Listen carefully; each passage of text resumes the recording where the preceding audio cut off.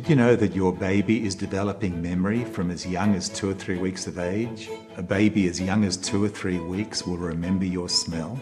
You've asked me lots of questions that many parents have about the young child growing up, and I'm here to answer them. I'm Professor Frank Oberklaid, and this is my mini parenting masterclass. Babies don't know that the norm is to sleep at night time and be awake during the day, so they sleep in bursts of 3 or 4 hours usually, wake up to have a feed and then go back to sleep. As their brain develops, there are reasons for them not to sleep because there are things to be curious about. They're engaging with their world. Parents are talking to them, are reading to them. So they get into that sort of predictable pattern of being awake for longer periods of time, engaging and interacting with their parents and caretakers and the world around them, and then falling asleep again. For some time, a number of years ago, it was thought that babies being exposed to classical music made them smarter. There's no real evidence that babies listening to classical music makes them more intelligent. On the other hand, it certainly doesn't hurt. So if parents want to introduce music into the household, that's a great idea because as parents calm, as they enjoy the music, that feeling is passed on to their infant and they'll be calm as well. So there are lots of reasons why music is good for young children. Being smarter is not one of them.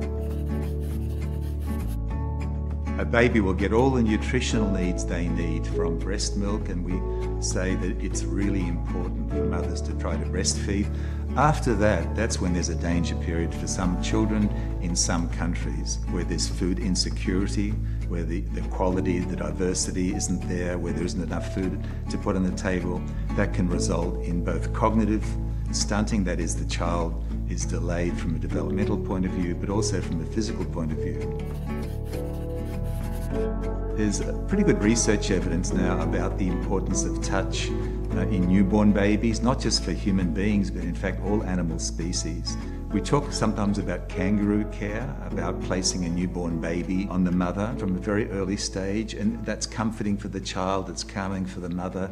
So for lots and lots of reasons, touch is extraordinarily important. Children are innately curious. They want to explore their environment. You know, everything's so new.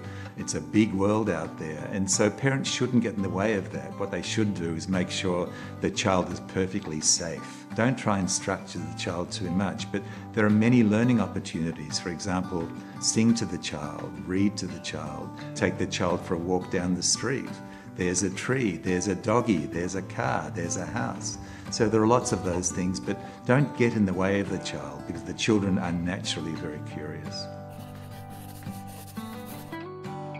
As the young infant and toddler starts to develop language like very simple things, dog, bye-bye, ta-ta, etc., parents can reinforce that, they can mirror that, they can mimic that. Young children love repetition, so to hear the same song again and again, to read the same book again and again, they'll start to see what the patterns of language are. So we encourage parents to talk to young children a lot, to sing to young children. At the same time, don't dominate the conversation, take turns. We sometimes name that as sort of serve and return. The child says something, the parent says something. Often mirroring what the child says is very important. In those early years of life, what babies need is responsive caring. They need a nurturing environment. They need parents that are tuned in to the young child. Parents are their baby's first teachers. As the parents are talking to the child, singing to the child, reading to the child, creating these sort of stimulating experiences, there's this explosion of learning. All of these networks are being developed in the brain. And those foundations of learning in those very early years are critical because they set the foundations for lifetime learning. If parents provide all of that, then the child's brain will grow and mature and fulfill all the potential that we want from all of our children.